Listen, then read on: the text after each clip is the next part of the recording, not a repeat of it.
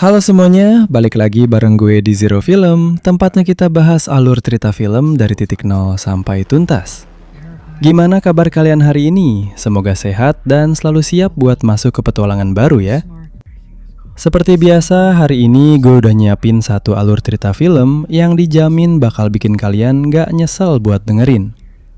Tapi sebelum kita masuk ke ceritanya, buat kalian yang baru mampir, yuk gabung jadi bagian dari keluarga Zero Film dengan cara klik tombol subscribe dan nyalain loncengnya, biar kalian gak ketinggalan update film seru lainnya. Oke, tanpa perlu basa-basi lagi, siapkan posisi ternyaman kalian dan langsung aja kita masuk ke alur ceritanya. Check it out. Layar dibuka dengan ekstrim close up pada genangan air kotor di sebuah gang sempit Miami. Rintik hujan jatuh dengan ritme yang berat, memantulkan cahaya neon berkedip dari papan reklam motel murahan yang sudah sekarat. Suasana malam itu sangat gerah, tipikal cuaca Florida yang mencekik paru-paru. Kamera perlahan bergerak naik, memperlihatkan sosok Kapten Jackie Velez diperankan oleh Lina Esco. Ia adalah komandan wanita yang sangat dihormati dari unit elit Tactical Narcotics Team TNT Kepolisian Miami-Dade. Jackie berjalan sendirian menuju mobil dinasnya yang terparkir di ujung gang. Langkah sepatunya menggema memecah kesunyian. Wajahnya terlihat lelah. Ia baru saja menyelesaikan interogasi maraton terkait rumor gelap yang sedang menghantui departemennya. Polisi kotor. Ada desas-desus kuat bahwa beberapa detektif Miami diam-diam melakukan The Rip, merampok rumah penyimpanan uang kartel, membunuh saksi, dan membagi-bagikan uang haram itu untuk diri mereka sendiri. Jackie sudah sangat dekat dengan nama-nama pelakunya, terlalu dekat. Saat Jackie merogoh saku mantelnya untuk mengambil kunci mobil, bayangan hitam memisahkan diri dari kegelapan dinding bata. Bukan satu, melainkan dua sosok pria berpostur militer mengenakan topeng taktis balaklava dan jas hujan hitam pekat. Tidak ada teriakan angkat tangan, tidak ada negosiasi. Twip, twip, twip. Rentetan tembakan dari pistol berperdam suara meletus. 3 peluru kaliber .45 menghantam dada dan leher Jackie sebelum ia bahkan sempat menyentuh gagang senjatanya. Kapten yang tangguh itu terhuyung mundur, menabrak pintu mobilnya, lalu tumbang bersimbah darah di atas genangan air hujan. Darah merah pekatnya perlahan bercampur dengan air selokan. Para pembunuh itu menatap mayatnya selama 2 detik yang terasa membeku, lalu berbalik dan menghilang ke dalam pekatnya malam Miami seperti hantu, meninggalkan kepolisian dalam kondisi lumpuh dan kehilangan arah. Keesokan paginya, markas kepolisian Miami-Dade terasa seperti rumah duka. Pembunuhan Jackie memicu badai investigasi berskala nasional. Biro Urusan Internal, Internal Affairs, dan FBI mendirikan posko tepat di dalam markas. Semua detektif diinterogasi. Mengapa? Karena pembunuh itu tahu persis jadwal dan rute pulang Jackie. Kecurigaan terbesar dan yang paling menyakitkan jatuh kepada anak buah Jackie sendiri. Kita kemudian dibawa masuk ke dalam ruang ganti unit TNT yang pengap. Disinilah kita melihat kehancuran mental para anggotanya. Tim ini kini diambil alih oleh Letnan Dane Dumars, Matt Damon. Dane adalah tipikal polisi veteran yang matanya selalu menyimpan trauma. Ia menatap loker kosong milik Jackie dengan rahang mengeras. Di sudut ruangan, ada detektif J. Devine, Ben Affleck, seorang polisi hothead bersumbu pendek yang sedang menghantamkan tinjunya ke pintu loker hingga buku jarinya berdarah. Jade diam-diam hancur dari dalam. Tidak ada yang tahu bahwa ia dan mendiang Jackie memiliki hubungan asmara rahasia. Kematian Jackie merobek separuh jiwanya. Di meja tengah duduk detektif Micro, Stephen Yeun, yang sedang membersihkan senjatanya dengan tatapan sinis. Ia terus-terusan menggerutu tentang uang lembur yang belum dibayar oleh departemen selama 3 bulan. Anggota lainnya, detektif Numa Baptiste dan Lolo Salazar, duduk terdiam. Mereka berdua adalah polisi tangguh di jalanan, namun sedang dicekik oleh hutang hipotek rumah dan biaya medis keluarga yang menumpuk. Tim ini bukan sekedar sedang berduka, mereka adalah bom waktu yang terdiri dari orang-orang putus asa, miskin, dan kehilangan sosok pemimpin bermoral. Di tengah tekanan berlapis dari urusan internal yang terus menyudutkan mereka, Letnan Dane tiba-tiba menerima sebuah pesan ke telepon genggam pribadinya. Sebuah Crime Stopper tip anonim. Informasi itu sangat spesifik. menyebutkan alamat sebuah rumah biasa di distrik Hialeah yang diduga menjadi brankas utama penyimpanan uang tunai milik kartel paling berbahaya di selatan Florida. Dane yang didorong oleh rasa frustrasi dan keinginan untuk membuktikan bahwa timnya masih berguna, mengambil keputusan nekat. Ia tidak melaporkan informasi ini ke Komando Pusat. Ia mengumpulkan timnya di tempat parkir bawah tanah. Kita bergerak off the books, di luar catatan resmi. Bisik Dane dengan nada rendah. Kita gerebek tempat ini, kita bawa tangkapannya, dan kita buktikan pada birokrasi bajingan di atas sana bahwa TNT belum mati. Anehnya, sebelum mereka masuk ke dalam van taktis tanpa tanda, Dane melakukan manipulasi psikologis yang mencurigakan. Ia menarik JD menjauh dan berbisik. Informanku bilang ada sekitar $500.000 di sana. Namun, beberapa menit kemudian, Dane membisikkan hal yang berbeda kepada Micro. Kita akan menyita sekitar $2 juta hari ini. Dane sengaja menanamkan ekspektasi angka yang berbeda pada setiap anggotanya. Sebuah taktik memecah belah yang tidak biasa dilakukan oleh seorang letnan. Siang itu, van taktis mereka memasuki sebuah kawasan perumahan kelas menengah ke bawah di Hialeah. Jalanan cul-de-sac, jalan buntu, itu sangat sepi, nyaris mati. Rumput-rumput di halaman tetangga mengering, dan gorden-gorden jendela tertutup rapat. Target mereka adalah rumah nomor 42. Tidak ada kamera CCTV penjagaan, tidak ada SUV hitam berlapis baja. Terlihat sangat normal. Mereka mendobrak pintu depan. Brak. Tim menyebar dengan formasi taktis sempurna, menodongkan senjata ke setiap sudut ruangan. Namun, tidak ada penjaga kartel bersenjata mesin. Di ruang tengah, mereka hanya menemukan seorang wanita muda bernama Desi, Sasha Kale, yang sedang menonton TV. Desi menjerit ketakutan, menjatuhkan mangkuk sereal, dan meringkuk di sudut sofa saat laras senapan ditodongkan ke wajahnya. Desi diinterogasi dengan keras oleh JD, namun wanita itu menangis histeris dan bersumpah ia tidak tahu menahu soal narkoba atau uang. Ia mengaku hanya menempati rumah itu setelah neneknya meninggal bulan lalu. Tim mulai frustrasi. Rumah itu tampak bersih. Namun, insting polisi tidak bisa dibohongi. Saat unit K9, anjing pelacak polisi, bernama Buster dibawa masuk, suasana mendadak berubah. Buster mulai merenyek, berputar-putar dengan gelisah di lorong sempit dekat kamar mandi, dan menggonggong tak terkendali ke arah langit-langit.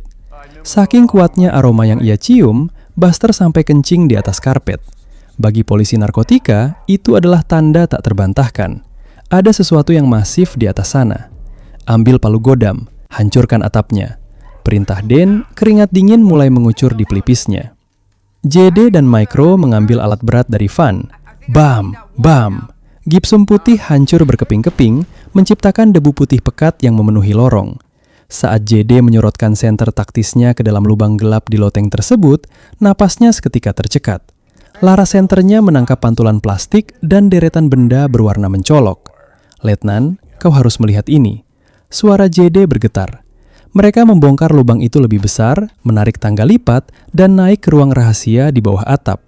Di sana, di tengah kegelapan yang pengap dan berdebu, tersusun rapi 24 ember oren besar bermerek Home Depot. Susunannya sangat presisi, seperti brankas Bank Federal. Dane memerintahkan mereka menurunkan satu ember. Ember itu sangat berat. Saat Dane memotong segel plastiknya dan membuka tutupnya, ruangan sempit itu seolah memancarkan cahaya hijau. Ember itu diisi penuh, dipadatkan hingga batas maksimal, dengan tumpukan uang kertas pecahan $100 yang disegel vakum. Bukan uang recehan, bukan puluhan ribu. JD mengambil kalkulator kecil dari sakunya, menghitung volume satu ember, dan mengalikannya dengan 24. Wajahnya pucat pasi. Ia menatap Dane dengan mata terbelalak. $20 juta, Den. $20 juta. Bisik JD, suaranya nyaris seperti orang tercekik. Penemuan uang dalam jumlah raksasa ini seharusnya menjadi tiket emas untuk kenaikan pangkat. Tapi di mata polisi veteran yang sudah melihat dunia bawah tanah Miami, ini adalah kutukan kematian. $20 juta bukanlah uang pengedar kelas Terry yang bisa disita begitu saja. Ini adalah uang operasional tingkat tertinggi milik kartel paling sadis. Uang ini dijaga dengan darah, dan mereka baru saja memotong urat nadinya. Sesuai prosedur hukum yang ketat, polisi dilarang memindahkan barang bukti uang tunai dalam jumlah besar sebelum tim forensik dan auditor departemen datang untuk mendokumentasikan setiap lembarnya di lokasi kejadian. Mereka kini terjebak di dalam rumah itu, harus menjaga hartanya sebelum bala bantuan datang. Namun godaan iblis mulai bekerja. $20 juta tergeletak di lantai ruang tamu, terbuka, memancarkan aroma kertas dan tinta yang memabukkan. Bagi polisi-polisi yang gajinya selalu telat, yang hipotek rumahnya menunggak, uang ini memiliki nyawa sendiri. Uang ini mulai berbisik. Menyadari risiko tinggi bahwa anak buahnya bisa gelap mata, Letnan Dane tiba-tiba mengambil keputusan diktator yang melanggar semua protokol standar. Ia mengunci rapat pintu depan dan belakang. Ia menutup semua tirai jendela, dan yang paling ekstrim, kumpulkan ponsel kalian di atas meja. Sekarang. Perintah Dane dengan suara dingin. Apa-apaan ini, Dane? Kita butuh ponsel buat kontak markas, protes Lolo. Kita tidak menghubungi markas sampai aku bilang aman. Markas penuh dengan tikus yang membunuh Jackie. Kalau mereka tahu kita di sini dengan uang sebanyak ini, kita tidak akan selamat sampai pagi. Letakkan ponsel kalian. Bentak Dane, auranya berubah sangat mendominasi. Satu persatu mereka menyerahkan ponsel. Namun, tanpa sepengetahuan Dane, detektif Micro yang licik diam-diam menyelipkan sebuah burner phone, ponsel sekali pakai, ke dalam saku kaos kakinya. Matahari mulai tenggelam, mengubah langit Miami menjadi oranye berdarah sebelum akhirnya gelap total. Eci rumah sengaja dimatikan agar suaranya tidak menutupi suara dari luar. Rumah itu kini terasa seperti peti mati oven. Keringat membasahi seragam taktis mereka.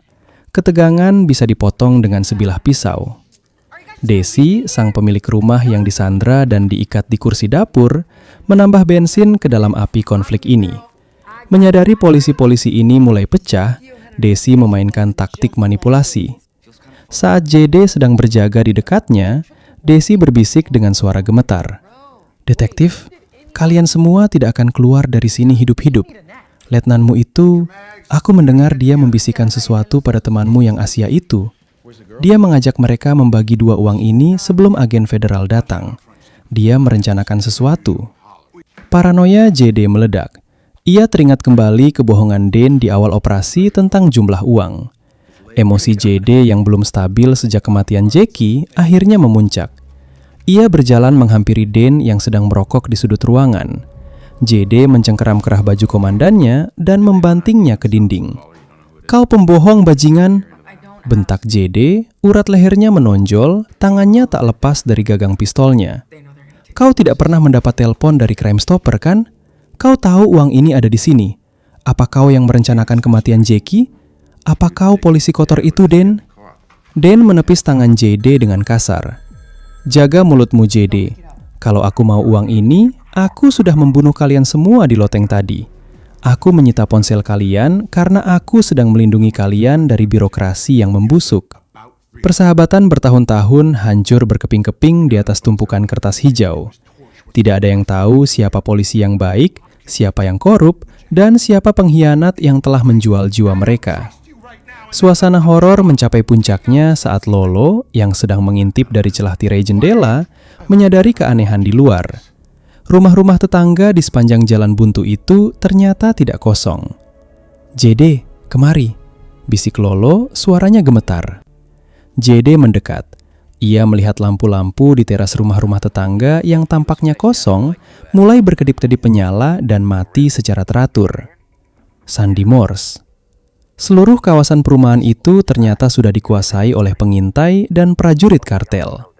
Mereka telah masuk ke dalam sarang laba-laba raksasa.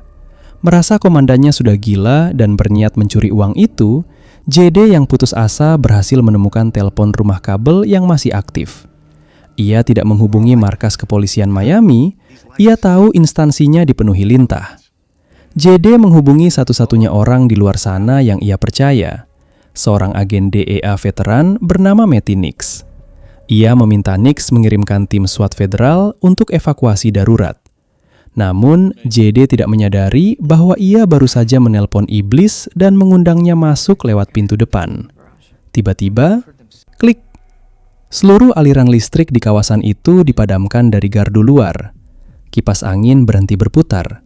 Rumah itu tenggelam dalam kegelapan yang pekat. Hanya tersisa keheningan sepersekian detik yang terasa sangat panjang. Dan kemudian neraka bocor. Ratatatatatatata. Hujan peluru kaliber 7,62 mm memberondong dinding rumah dari segala arah sekaligus. Kaca-kaca jendela pecah berkeping-keping layaknya ledakan kristal. Perabotan rumah hancur lebur diterjang proyektil berkecepatan tinggi. Sekelompok pembunuh bayaran kartel yang mengenakan peralatan taktis malam menyerbu masuk melalui pintu depan dan belakang secara bersamaan. Rumah itu berubah menjadi arena perang jarak dekat yang sangat brutal. Moncong senjata memuntahkan kilatan api di tengah kegelapan, menerangi wajah-wajah penuh teror. Pecahan kayu dan gipsum berterbangan di udara, menciptakan debu yang menyesakkan paru-paru. Lolo menjerit kesakitan yang menyayat hati saat sebuah peluru tajam menembus bahu kirinya, memercikan darah segar ke dinding wallpaper yang usang. Letnan Dane dan Micro merayap menggunakan perut mereka di atas lantai yang dipenuhi pecahan kaca, membalas tembakan menggunakan pistol Glock 19 mereka ke arah bayangan hitam di luar jendela. JD bergerak seperti binatang buas. Ia menendang meja makan kayu oak hingga terbalik, menjadikannya barikade sementara. Ia mengokang shotgun Remington 870 miliknya dan melepaskan tembakan peluru Guthrie or buckshot ke arah dua pembunuh bayaran yang berhasil mendobrak pintu depan. Ledakan shotgun itu melempar kedua pembunuh itu kembali ke halaman depan dengan dada hancur. Bau mesiu pekat, darah anyir, dan keringat ketakutan bercampur menjadi satu di ruang sempit tersebut. Di tengah baku tembak yang memekakkan telinga dan kacau balau, suara sirene mobil SUV memecah malam. Agen DA Metinix akhirnya tiba di lokasi. Ia mendobrak masuk melalui pintu garasi yang setengah hancur, memegang senapan serbu M4. "Nix, di sini!" JD berteriak lega dari balik meja yang berlubang-lubang, mengira bala bantuan akhirnya datang. Namun, alih-alih menembak ke arah para pembunuh bayaran kartel di luar, Nix melangkah masuk dengan tenang, menginjak pecahan kaca, dan justru menodongkan moncong senapannya tepat ke arah kepala JD Byrne. Di saat yang bersamaan, plot twist terbesar dan paling menyakitkan akhirnya terungkap dengan kejam. Detektif Micro yang selama ini terlihat paling pendiam, sinis, dan selalu mengeluh soal uang, tiba-tiba membalikan pistolnya dan menembak Numa di bagian kaki, lalu menodongkan senjatanya ke arah Letnan Dane. Bukan Letnan Dane yang menjadi polisi kotor. Desi berbohong untuk memecah belah mereka. Pengkhianat sebenarnya, iblis di dalam selimut selama ini, adalah detektif Micro dan agen DA Metinix.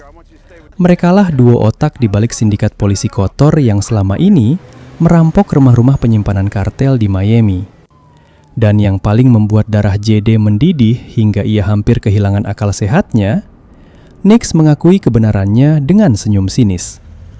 "Kau tahu, JD, Jackie adalah polisi yang hebat, tapi dia terlalu pintar untuk kebaikannya sendiri," ucap Nix, suaranya terdengar jelas di sela-sela tembakan dari luar. "Dia sudah menemukan rekening luar negeri milik kami. Jadi, ya, aku dan Mike menunggunya di gang malam itu. Kematiannya cepat kok, tidak usah terlalu bersedih." JD menggeram layaknya serigala yang terluka. Wanita yang ia cintai dalam diam dibunuh oleh rekan kerjanya sendiri. Uang $20 juta di rumah itu sebenarnya adalah target operasi pribadi geng Nix dan Rowe. Mereka sengaja mengatur agar Crime Stopper tip itu sampai ke Letnan Dane. Mereka membiarkan seluruh tim TNT masuk ke rumah ini untuk dikepung dan dibantai oleh kartel yang sudah mereka suap. Rencananya sempurna. Mike dan Nix akan mengambil uangnya dari belakang, sementara seluruh kesalahan perampokan dan kematian Jackie akan dilemparkan kepada mayat Letnan Dane dan JD yang dituduh sebagai polisi kotor. Namun, kesombongan selalu menjadi awal dari kehancuran. JD Byrne punya satu kartu as terakhir yang tidak diketahui siapapun, bahkan oleh Letnan Dane. Saat paranoia memuncak di sore hari tadi, JD tidak hanya menghubungi Metinix lewat telepon rumah. Ia juga sempat menekan tombol panggil cepat untuk mengirimkan kode darurat 999 Officer Down berserta koordinat GPS kepada saudara kandung laki-lakinya, Dale, diperankan oleh aktor laga Scott Adkins, yang merupakan seorang komandan tim taktis Hostage Rescue Team (HRT) dari FBI. Suara gemuruh baling-baling helikopter membelah langit malam. 3 kendaraan lapis baja Bearcat milik FBI menghancurkan pagar kayu perumahan dan merangsek masuk ke jalan buntu tersebut. Pasukan taktis FBI bersenjata lengkap yang dipimpin oleh Dale turun berhamburan, langsung memberondong sisa-sisa pasukan kartel di halaman luar dengan tembakan supresif yang sangat masif. Seluruh kawasan itu terang benderang oleh lampu sorot dari helikopter. Menyadari rencananya gagal total dan FBI telah mengepung mereka, Micro dan Matty Nix panik. Uang $20 juta itu tidak lagi penting. Nyawa mereka kini berada di ujung tanduk. Mereka menembak secara membabi buta ke arah Dane dan JD untuk menciptakan jalan keluar, lalu melarikan diri dari pintu belakang rumah yang sudah hancur lebur. Klimaks film pecah menjadi 2 aksi pengejaran yang sangat personal, visceral, dan epik. Letnan Dane dengan amarah seorang komandan yang dikhianati dan anak buahnya dilukai, mengejar Micro. Pengejaran dengan berjalan kaki ini sangat melelahkan. Mereka menerjang pagar kayu, melompat melewati kolam renang yang kotor, dan saling tembak di kegelapan halaman belakang rumah-rumah kosong. Setelah kehabisan peluru, mereka terlibat dalam baku hantam fisik yang sangat brutal di atas tanah berlumpur yang diguyur hujan. Micro menggunakan pisau taktisnya mencoba menusuk perut Dane.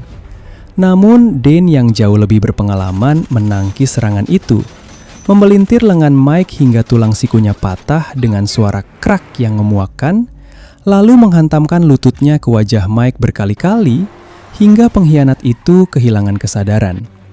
Dane merogoh borgol bajanya dan mengunci tangan Mike dengan sangat kasar.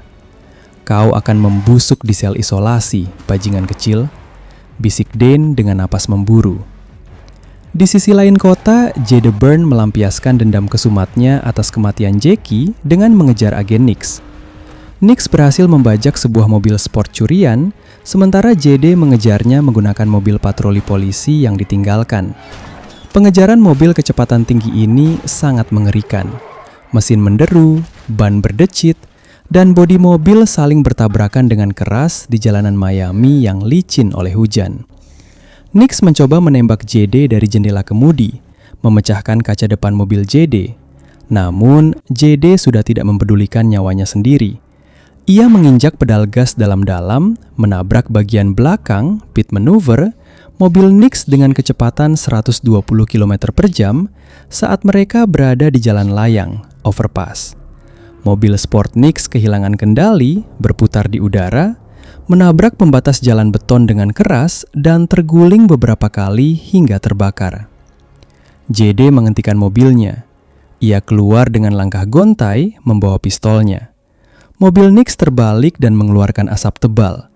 Nix yang terluka parah, wajahnya berlumuran darah, mencoba merangkak keluar dari jendela mobil yang hancur, sambil susah payah mengarahkan pistolnya ke arah JD. JD tidak berlari. Ia berjalan mendekat dengan ketenangan yang mematikan. Matanya kosong, hanya ada bayangan wajah Jackie di benaknya. "Ini dari Jackie," bisik JD datar. Bang, bang, bang. 3 peluru bersarang di dada dan kepala Nix, persis di lokasi luka yang sama yang Nix berikan kepada Jackie. Sang agen korup itu tewas seketika. Tubuhnya terempas kembali ke aspal yang basah. JD menurunkan senjatanya, menatap langit malam yang masih menangis, dan membiarkan air hujan mencuci darah di wajahnya. Dendamnya telah terbalas. Layar perlahan berubah terang, menunjukkan matahari pagi yang menyingsing di atas cakrawala laut Miami. Cahaya jingga yang hangat menyinari rumah Hialeah yang kini tampak seperti zona perang. Hancur lebur penuh lubang peluru dan bercak darah. Ambulans dan mobil forensik memenuhi jalanan. Lolo dan Numa yang terluka sedang ditandu dengan aman ke dalam ambulans. Desi, sang pemilik rumah, sedang ditenangkan oleh para medis. Sementara itu, agen-agen FBI dengan pakaian pelindung putih mengangkut 24 ember berisi 20 juta dolar tersebut, mengeluarkannya dari rumah sebagai barang bukti federal. Godaan iblis itu gagal menghancurkan mereka. Letnan Dane dan JD duduk kelelahan di pinggir trotoar jalan. Seragam taktis mereka sobek, wajah mereka tertutup debu gipsum dan noda darah. Mereka selamat dari malam paling panjang dan paling mematikan dalam hidup mereka. Dane menoleh ke arah JD, mengulurkan sekotak rokok yang sudah penyok. JD mengambilnya satu dan Dane menyalakannya. Tidak ada kata maaf yang diucapkan, tidak ada pidato dramatis. Asap rokok yang mengepul ke udara pagi sudah cukup menjadi bahasa persaudaraan mereka. Persahabatan mereka yang sempat retak parah hingga hampir saling bunuh karena saling curiga di dalam ruang tertutup itu, kini kembali terjalin, ditempa oleh api pertempuran yang sama. Mereka berdua sadar, di kota sekotor dan sebusuk Miami, di mana uang jutaan dolar bisa membuat manusia berubah menjadi iblis, hanya kepercayaan dan kesetiaan satu sama lainlah yang bisa membuat mereka bertahan hidup untuk melihat matahari terbit. Kamera perlahan menjauh dan naik ke angkasa, memperlihatkan siluet negara Konoha tercinta yang indah, namun menyimpan jutaan rahasia gelap, diiringi denting musik thriller yang perlahan memudar. Dan film pun berakhir. Kalau kalian suka dengan video alur cerita film aksi seperti ini, kalian bisa request film yang kalian inginkan dengan cara ketik di kolom komentar, lalu jangan lupa tekan tombol like, subscribe, dan nyalakan lonceng notifikasinya supaya kalian tidak ketinggalan video seru berikutnya dari channel ini. Terima kasih sudah menonton sampai habis dan sampai jumpa di cerita film mind-blowing selanjutnya. Bye-bye!